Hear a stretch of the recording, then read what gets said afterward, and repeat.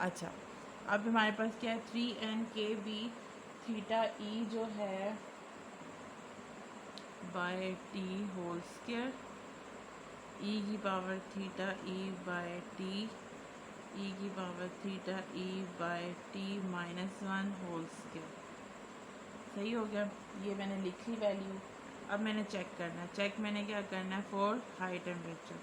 High temperature का क्या मतलब है, theta E by T is equals to H cut omega not over K B T. मैंने यही लिया हुआ था ना इसको, यानी थीटा ई इसके इक्वल है तो ओवर टी है, तो ये भी टी है। सही। तो अगर मैं बात करूँ फॉर हाई टेम्परेचर, तो मैं इसको कुछ सिंप्लीफाई करके लिखूँ तो ये बनेगा H cut omega not is very less than के बी टी, यानी टेम्परेचर जो है मेरे पास क्या है, बहुत ज़्यादा है। ठीक है, तो ये मैं इस तरीके से लिखता हूँ। तो ये मेरे पास जो टर्म है, यानी इसको मैं लिख सकती हूँ H cut omega not over K B is less than temperature T है। टेम्परेचर फॉर हाई टेम्परेचर बात हो रही है, फॉर हाई टेम्परेचर।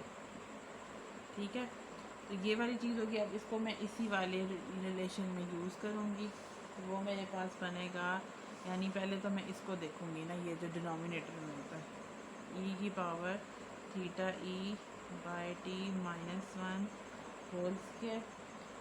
ठीक है, तो अभी हम स्क्वायर की बात नहीं कर रहे, अभी हम सिर्फ इस टर्म की बात करते हैं। ठीक है, ई की पावर थीटा ई ओवर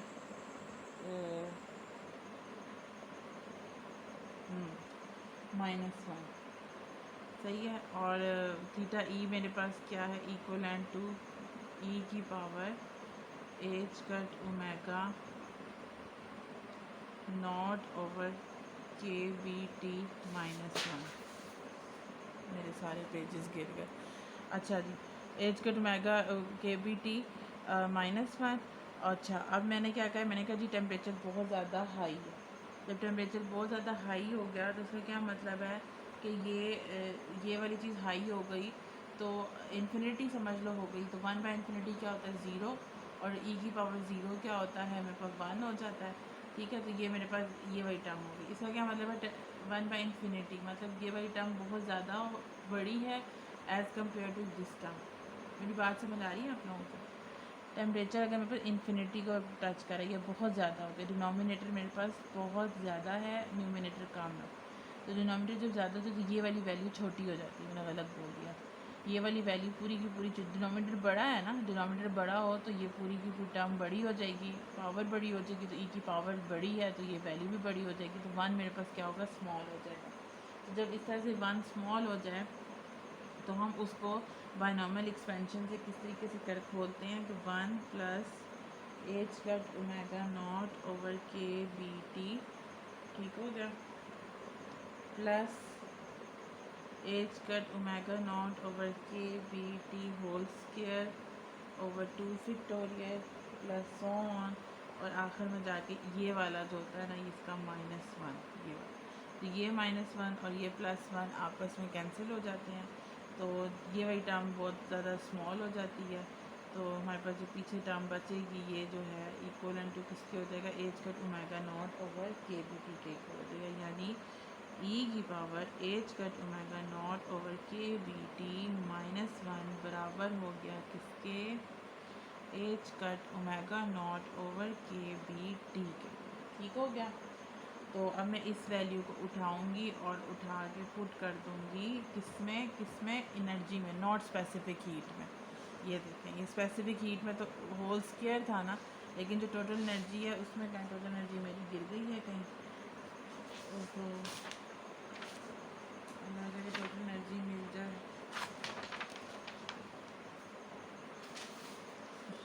हाँ जी, मिल ही गई है टोटल एनर्जी। ये थी टोटल एनर्जी, ये E is equal this thing. ठीक है, इसमें अब मैं ये वाली वैल्यू उठा के पुट कर दूँगी। तो ये मैंने ये निकाला है ना, ये मैंने क्या निकाला है, एच का omega naught over K B T. ठीक है, तो इसमें मैं पुट कर दूँगी, तो मेरे पास जो एनर्जी बन जाएगी वो कुछ इस तरह से बन जाएगी, energy is equals to average energy half H cut omega not plus H cut omega not over h cut omega naught into kbt। ठीक है, तो ये इसमें पुट किया मैंने, फिर आपको गलत दिखाया था। ये तो टोटल एनर्जी हमने एवरेज एनर्जी, ये टोटल एनर्जी हमने इस एवरेज एनर्जी में इसमें पुट कर दिया। ठीक है, तो ये एच कट ओमेगा नॉट और इसकी जगह पे क्या आ गया था हमारे पास, ये H cut omega not over K B T. तो ये मैंने पुट किया H cut omega not over K B T, तो उधर न्यूमिनेटर में चला गया। तो ये इस भाई साहब इससे कैंसिल हो गया। जब ये इससे कैंसिल हो जाएंगे तो हमारे पास जो फाइनल टर्म बच जाएगी वो कुछ इस तरह से होगी, in total energy sorry average energy is equals to half H cut omega not plus K B T. और स्पेसिफिक हीट क्या होती है हमारे पास, टोटल एनर्जी का डेरिवेटिव टेम्परेचर के साथ, है ना। तो ये टोटल तो नहीं है, तो एवरेज है, तो टोटल करने के लिए क्या करूँगी 3n के साथ मल्टीप्लाई कर दूँगी। तो 3n के साथ पूरे के साथ मल्टीप्लाई कर देंगे। तो अब मेरे पास टेम्परेचर के रिस्पेक्ट डेरिवेटिव लेना है। इसमें तो टेम्परेचर है नहीं, तो ये हमारी टर्म जीरो हो जाएगी। इसमें टेम्परेचर है, तो टोटल कितना रह जाएगा 3n के बी रह जाएगा। टेम्परेचर के साथ डिफ्रेंशिएट होकर टी ख़त्म हो जाएगा। और 3n के बी जो होता है ये किसके इक्वल होता है, 3r के इक्वल होता है। फिर वही बात कि क्लासिकल वाले ने भी क्या कहा था, उसने तो कहा था थ्रू आउट ही 3r होता है, लेकिन आइंस्टाइन वाला क्या कह रहा है, आइंस्टाइन कह रहा है कि एट हायर टेम्परेचर जो मेरे पास स्पेसिफिक हीट होगी वो क्या होगी 3r होगी। तो मैं इसको इस तरीके से कहूँगी एट हायर टेम्परेचर ये 3r है। ठीक है, अभी यहाँ पे क्या है मुझे नहीं पता, अभी मैं यहाँ पे प्रूव करूँगी लोअर टेम्परेचर के लिए। तो ये आपके पास होगी। अब यहाँ पे आपको थोड़ी सी कन्फ्यूजन हुई होगी कि मैंने स्पेसिफिक हीट पहले निकाली और उसके बाद मैं फिर दोबारा एनर्जी पे चली गई। वो इसलिए गई कि इस स्पेसिफिक हीट को मैं डायरेक्ट अगर यूज़ करती ना तो मेरे लिए बहुत मुश्किल हो जाता। तो मैंने क्या किया, वापस गई एनर्जी की तरफ, जो एवरेज एनर्जी थी, एवरेज एनर्जी का मैंने क्या किया, उसको सॉल्व किया। ये जो एवरेज एनर्जी है मैंने सामने ही रखी हुई है, इस एवरेज एनर्जी को पकड़ा मैंने, इसके इस एक्सपोनेंट को यहाँ पे मैंने टेम्परेचर को हाई किया। टेम्परेचर को हाई करके मैंने पहले इस वाली टर्म को बनाया, जो कि मैंने कहाँ बनाया, ये वाली टर्म, और ये बनाया। तो एवरेज एनर्जी से मैंने टोटल एनर्जी की 3n कैपिटल ई वाली, 3n एवरेज एनर्जी वाली, तो मेरे पास कैपिटल ई आ गया। देन मैंने डेरिवेटिव लेके दोबारा स्पेसिफिक हीट में, मैंने इधर स्पेसिफिक हीट में चेंजेस नहीं किए हैं। ये जो स्पेसिफिक हीट का फार्मूला आया ये आ गया बस। ठीक है, इसको मैंने यूज़ नहीं किया, यहाँ मैं स्टॉप हो गई। मैं दोबारा गई हूँ पुरानी एवरेज एनर्जी पे, इसका डेरिवेटिव लिया, फिर मैंने टोटल एनर्जी ली, सॉरी एवरेज एनर्जी का डेरिवेटिव नहीं लिया, सॉरी एवरेज एनर्जी को पहले टेम्परेचर हाई पुट किया, देन मैंने उसका टोटल एनर्जी कैलकुलेट की, देन मैंने उसका डेरिवेटिव लिया और स्पेसिफिक हीट निकाली। ठीक है, तो यहाँ से मैंने लो एट हायर टेम्परेचर पे स्पेसिफिक हीट का रिलेशन देख लिया। अब हम बात करते हैं एट लोअर टेम्परेचर पे। लोअर टेम्परेचर पे क्या होता है, तो लोअर टेम्परेचर पे थोड़ा सा हमारे पास इतना मुश्किल नहीं है, इजी है, लेकिन थोड़ी कैलकुलेशन ज़्यादा है। तो जनाब वो मेरे पास आ जाते हैं हम किस पे, एट लोअर टेम्परेचर। ठीक है, तो जी लोअर टेम्परेचर मेरे पास किधर गया, ये हो जाएगा जी H cut omega not over के वी, वही वाला जो मैंने पहले किया था, के वी टी ओवर के वी। ठीक है, तो ये मेरे पास यानी theta E is equals greater than temperature. ठीक है, तो ये मेरे पास बन जाएगा ई की पावर, अब मेरे पास टेम्परेचर लोअर हो गया ना, तो ये मैंने इसलिए इस तरह से बना दिया, ई की power H cut omega not over K B T -1 equivalent. अब देखें इसका क्या मतलब है, टेम्परेचर लो हो गया, डिनोमिनेटर छोटा हो जाए तो ये टर्म बड़ी हो गई, ये टर्म बड़ी होगी, तो इसका मतलब है पूरी टर्म बड़ी होगी। जब पूरी टर्म बड़ी होगी तो वन क्या हो गया, इग्नोर हो गया। अब ये टर्म बड़ी होगी तो equal to H cut omega not over K B T के इक्वल हो गया। ठीक हो गया, अगेन जनाब मैं किधर जाऊंगी, उसी एवरेज एनर्जी पे जाऊंगी, half H cut omega not plus H cut omega not over जो 1 माइनस था ना, मैंने इधर पास ही रखी हुई है ये जो चीज़ है, किधर गई किधर गई किधर गई, ये वाली, ये ठीक है, ये वाली। इसकी जगह अब मेरे पास सिर्फ ये रह जाएगा, ये ख़त्म हो जाएगा क्योंकि टेम्परेचर मेरे पास क्या लो है। जब चीज़ लो हो जाए तो डिनोमिनेटर लो हो जाए तो ये चीज़ क्या हो जाती है, इन्हांस हो जाती है। तो जब इन्हांस हो जाएगी तो ये बच जाएगी ई की power H cut omega not over K B T होगा, ठीक है। ओके फिर इसको सॉल्व करते हैं, half H cut omega not plus H cut omega not, और ये ऊपर जाएगा तो बन जाएगा ई की power minus H cut omega not over K B T, ठीक है। तो देन मेरे पास टोटल एनर्जी क्या होती है, 3n एवरेज एनर्जी होती है, ये एवरेज एनर्जी है। तो इन सारे को 3n को मल्टीप्लाई कर दूँ तो हो जाएगा 3/2n H cut omega not plus 3n H cut omega naught E की power minus H cut omega not over K B T.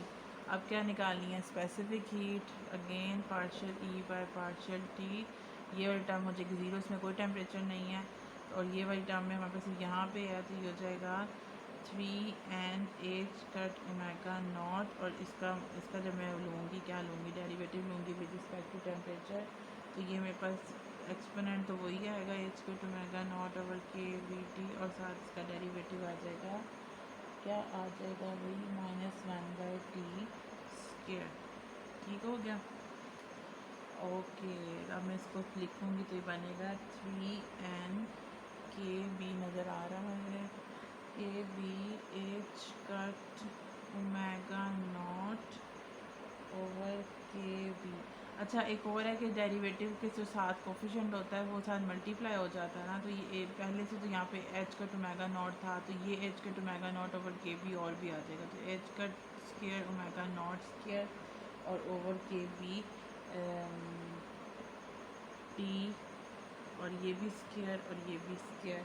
अब ये स्क्वायर क्यों हुआ है, क्योंकि ये के बी के साथ मैंने खुद मल्टीप्लाई और डिवाइड किया, ठीक हो गया, और साथ आ गया वही ई की power minus H cut omega not over K B T.